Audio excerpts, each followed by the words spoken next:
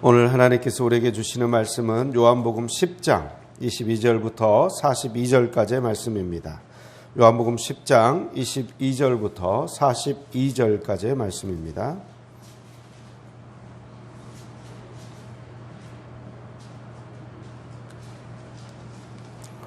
요한복음 10장 22절부터 42절까지의 말씀을 함께 교독하시겠습니다. 제가 먼저 요한복음 10장 22절의 말씀을 읽겠습니다.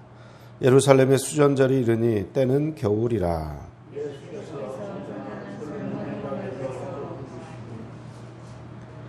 유대인들이 에워싸고 이르되 당신이 언제까지나 우리 마음을 의혹하게 하려 하나이까? 그리스도이면 밝히 말씀하소서 하니.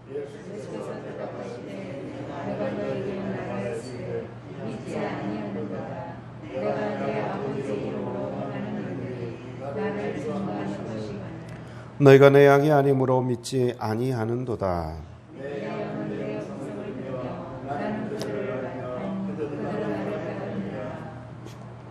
내가 그들에게 영생을 주노니 영원히 멸망하지 아니할 것이요 또 그들을 내 손에서 빼앗을 자가 없느니라.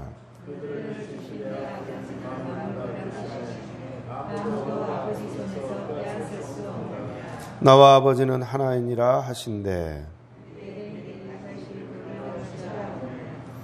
예수께서 대답하시되 내가 아버지로 말미암아 여러 가지 선한 일로 너희에게 보였거늘 그 중에 어떤 일로 나를 돌로 치려 하느냐.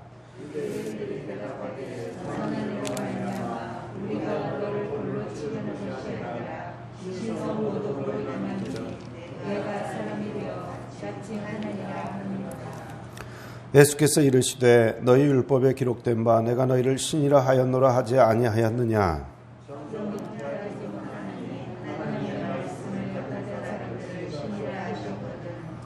하물며 아버지께서 거룩하게 하사 세상에 보내신 자가 나는 하나님의 아들이라 하는 것으로 너희가 어찌 신성 모독이라 하느냐.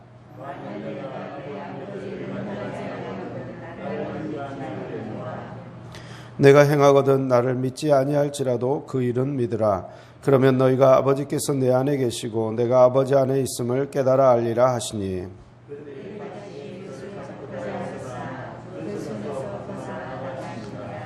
다시 요단강 저편 요한이 처음으로 세례 베풀던 곳에 가사 거기 거하시니.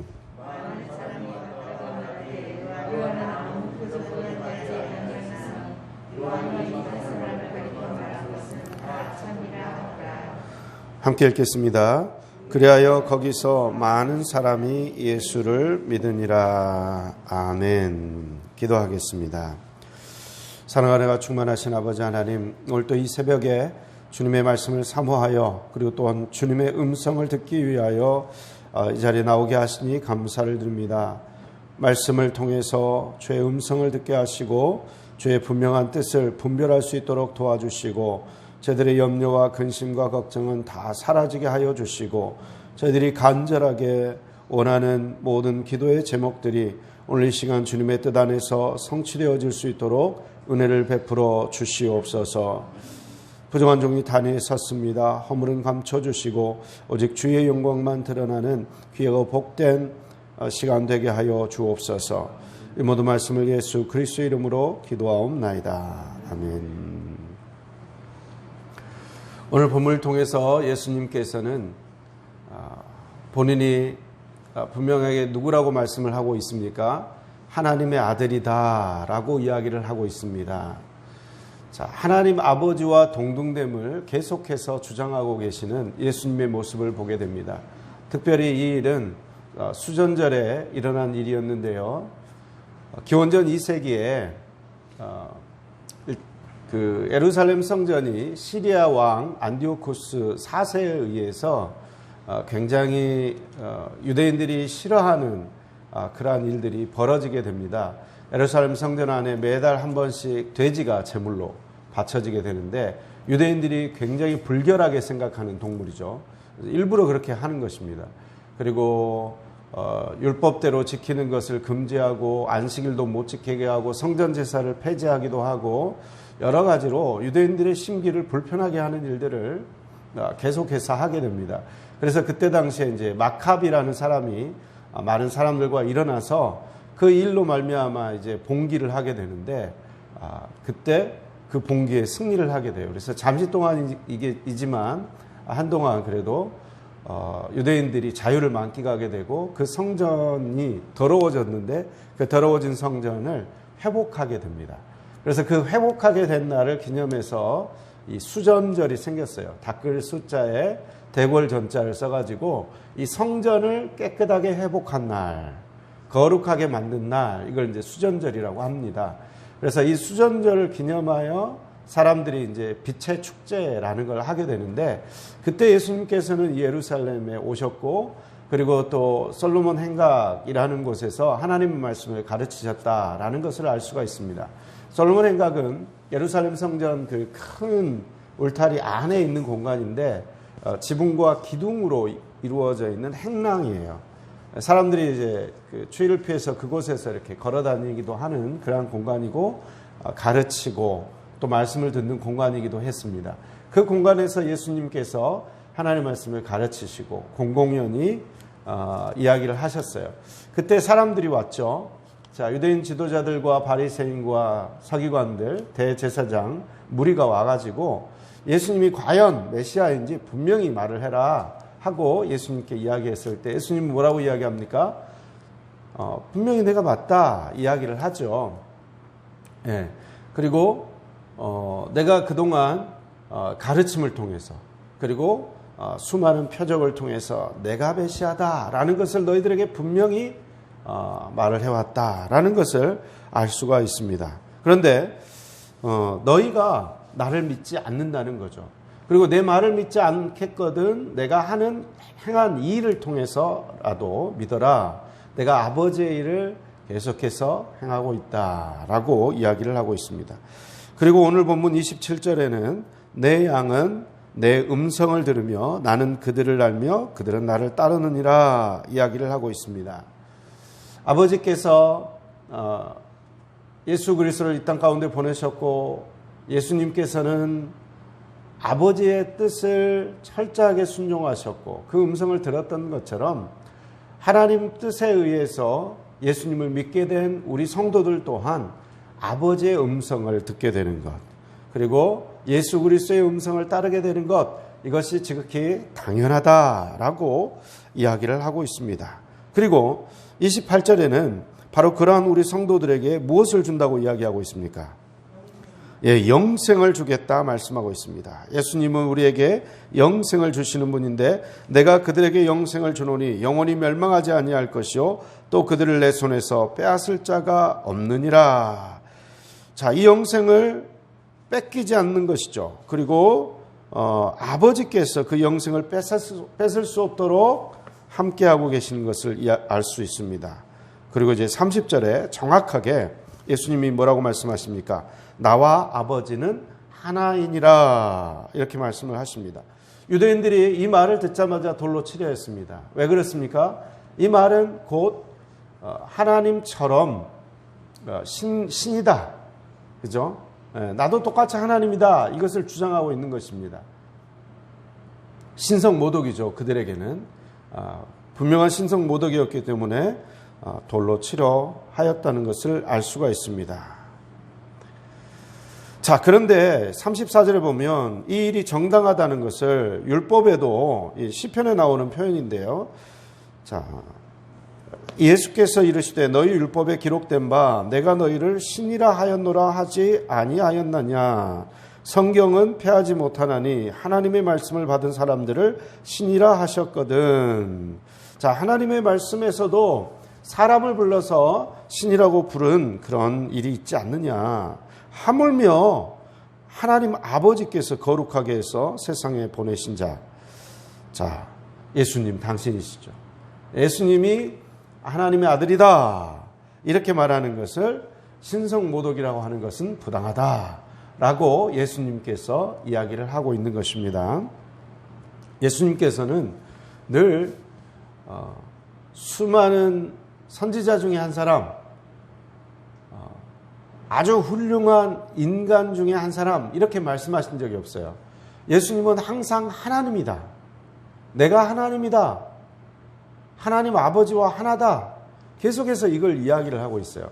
그러니까 유대인들이 정확하게 들은 거예요. 신성 모독이라고 생각하고 달려들어 죽이려고 했죠. 돌로 쳐서 죽이려고 했어요. 우리도 여기에서 교훈을 받을 수가 있습니다. 예수님은 그냥 좋은 어떤 분이 아닌 거예요. 예수님은 하나님이세요. 살아계신 하나님. 그분은 십자가에서 돌아가시고 부활하사 지금 천국에서 우리를 위해서 중보하고 계시죠.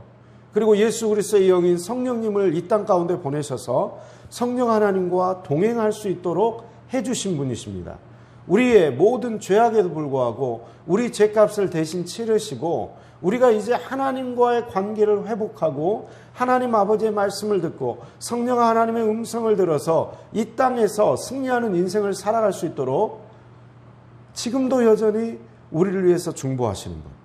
그분이 예수님이시고 그분이 진짜 살아계신 신입니다. 부처님하고는 차원이 다른 거죠. 그렇죠? 지금 현재도 살아계시고 우리를 위해서 중보 기도하고 계신 분이시니까 우리와 동행하고 계신 분이시니까 그 살아계신 하나님, 살아계신 그 하나님이 우리와 함께 계십니다. 우리 또한 예수님이 하나님이시라는 사실을 우리가 분명히 믿어야 합니다. 그 사실을 분명히 믿을 때요, 우리는 그분의 음성을 듣습니다. 우리가 하는 모든 일들을 통해서 그분의 사랑이 흘러가게 되어 있습니다. 그분이 진짜인 것을 우리가 온전히 믿지 못하기 때문에 우리는 그분의 음성을 듣지 못할 때가 많고 그분과 동행하지 못할 때가 많습니다. 그러나 예수님은 분명히 살아계신 하나님이십니다. 그 살아계신 하나님이 우리에게 주어진 그 영생을 그 누구도 빼앗지 못하도록 지키고 보호하시는 것입니다. 하나님의 아들로서 우리도 살아갈 수 있도록 인도하신다는 것입니다. 이 은혜가 우리들에게 있다는 사실입니다. 특별히 오늘 본문 40절 이후에는요, 세례 요한에 대한 이야기를 하세요. 자, 40절 제가 한번 읽어보겠습니다. 다시 요단강 저편 요한이 처음으로 세례 베풀던 곳에 가사 거기 거하시니 많은 사람이 왔다가 말하되 요한은 아무 표적도 행하지 아니하였으나 요한이 이 사람을 가리켜 말한 것은 다 참이라 하더라. 그리하여 거기서 많은 사람이 예수를 믿으니라. 예수님께서 이 일이 있고 나서 그 자리를 주님의 은혜로 피하시고 그리고 어디로 가셨냐면 처음 요단이 세례를 베풀었던 곳으로 갔습니다. 그곳에 가셨는데요, 많은 사람이 말을 해요. 어떻게 말을 합니까? 요한은 아무 표적도 행하지 아니하였다. 그런데 요한이 이 사람을 가리켜 말한 것은 다 참이다 하고 예수님을 믿었다고 이야기를 하고 있습니다. 세례 요한은 어떤 놀라운 기적을 행한 사람이 아니었습니다. 그러나 그는 신실하고 충성스럽게 무엇을 행했던 사람입니까? 예수 그리스도를 증거했던 사람입니다. 예수가 메시아임을, 우리의 죄를 대속하기 위해 오셨던 어린 양임을 끊임없이 증거하고 그분이 바로 성령으로 세례를 베풀 사람이다. 그분이 바로 하나님의 아들이시다. 이것을 끊임없이 증거했던 사람이 세례 요한이었습니다. 겉으로 드러난 화려한 그러한 사역의 모습은 없었습니다. 그러나 그는 신실했습니다. 그래서요, 아부도 계속하면 그것을 충성이라고 이야기합니다. 우리가 예수 그리스도의 말씀대로 늘 순종하고 한결같은 마음으로 나아가는 것, 이것이 바로 하나님께서 우리에게 요구하시는 충성된 신앙의 모습입니다. 우리가 이 새벽에 늘 나와가지고 기도하는 것, 이것 또한 충성된 모습입니다. 하나님께서는 늘 변함없이 하나님의 은혜를 사모하고 나오는 이런 충성된 신앙의 마음을 기쁘게 받으시고 또 좋아하십니다. 우리가 이러한 신실한 모습으로 나올 때에 주님께서는 영광 받으실 것입니다. 세례 요한은 특별한 기적과 표적과 기사를 베풀지는 않았지만 그를 통해서 오늘 나타난 결과를 보십시오. 자, 세례 요한이 말한 그분, 예수 그리스도. 그분을 수많은 사람들이 믿게 되었다는 것입니다. 어찌 보면 세례 요한은 실패한 것 같습니다. 그죠? 예수님보다 더 먼저 참수를 당합니다. 예수님보다 먼저 참수를 당한 그 세례 요한, 그 사건이 있고 나서 본격적으로 예수님의 사역이 시작이 되거든요. 철저하게 예수님을 높이고 자기는 작아진 사람. 그는 흥하여야 하겠고 나는 쇠하여야 하리라. 이렇게 말하면서 역사의 뒤안길로 사라졌던 사람, 그 사람이 바로 세례 요한입니다. 그러나 그 세례 요한의 그 사역이 헛되지 않았다는 것은 그는 죽고 없지만 그의 말은 여전히 남아있고 그의 전파했던 그 사역은 여전히 남아있어서 그 사역을 통해서 예수 그리스도를 믿게 되었다는 것입니다. 그것도 수많은 사람들이. 우리는 하나님 앞에 봉사하며 나갈 때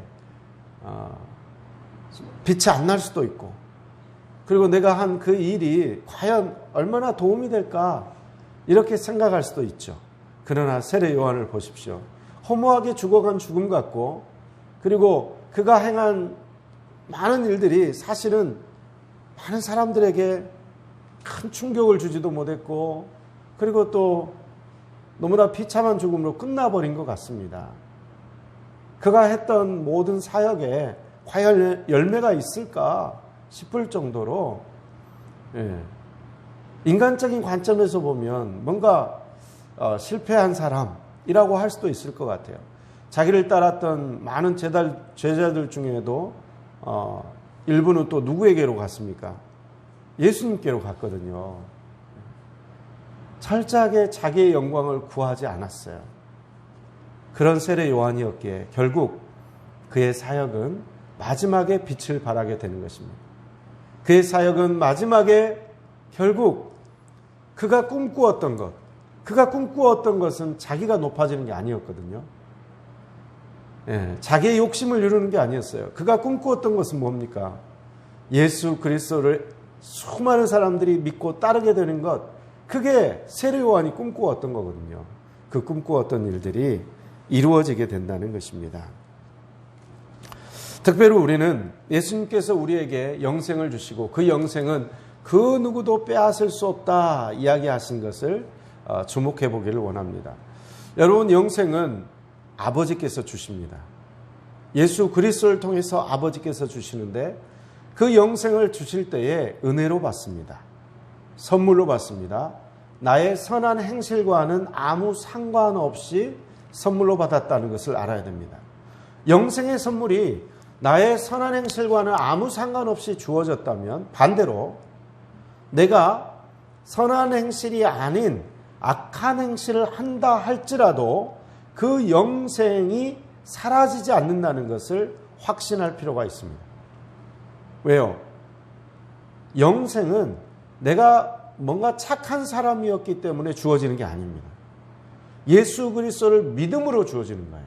그렇다면 내가 선한 행실이 아니라 악한 행실을 한다 할지라도, 죄를 짓는다 할지라도 이 영생을 잃어버리지 않습니다.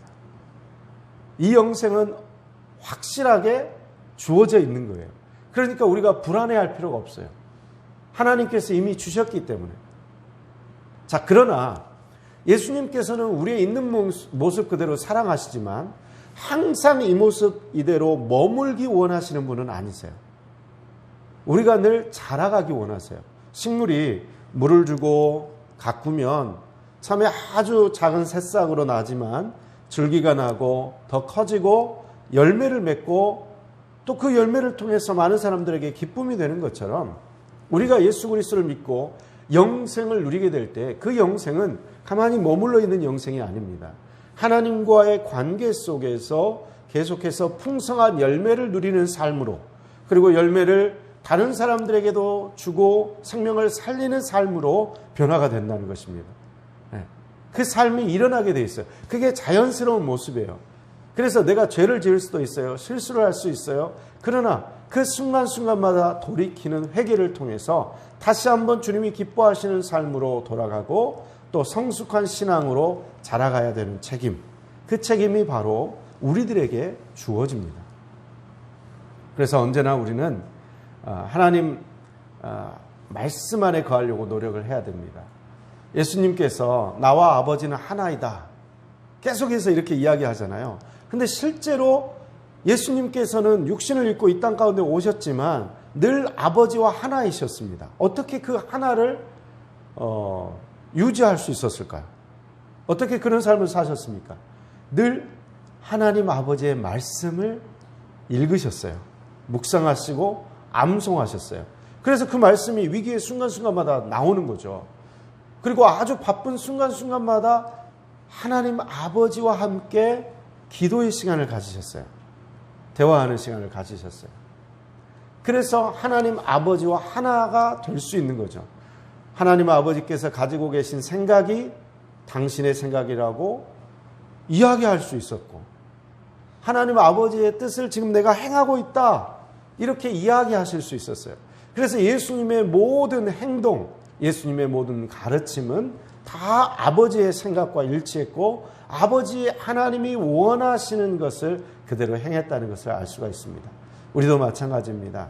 우리도 영생의 선물을 받은 자로서 아버지의 말씀이 우리 속에 있어야 되고 그 아버지 하나님의 뜻대로 순종하는 삶이 이어져야 합니다. 어떻게 해요? 우리의 의지로는 안 됩니다. 우리의 의지는 너무나 나약하기 때문에 성령 하나님의 도움을 받아서 성령 하나님께 늘 도와달라고 요청을 드리고 또 성령 하나님께서 늘 예수 그리스도께서 말씀하셨던 그 모든 말씀들을 생각나게 해주셔야 되거든요. 생각나게 해주시고 또 옆에서 도와주시고 옆에서 동행해 주실 때에 그러한 삶이 가능하게 될 줄 믿습니다. 우리가 오늘 또 이 시간에 함께 통성으로 기도하실 때에 주님 뜻대로 순종하는 하루가 되게 해 주옵소서. 이 영생의 선물을 받았으니 주께서 기뻐하시는 이 영생의 열매를 맺게 해달라고 이 시간 주여 삼창하고 통성으로 기도하도록 하겠습니다.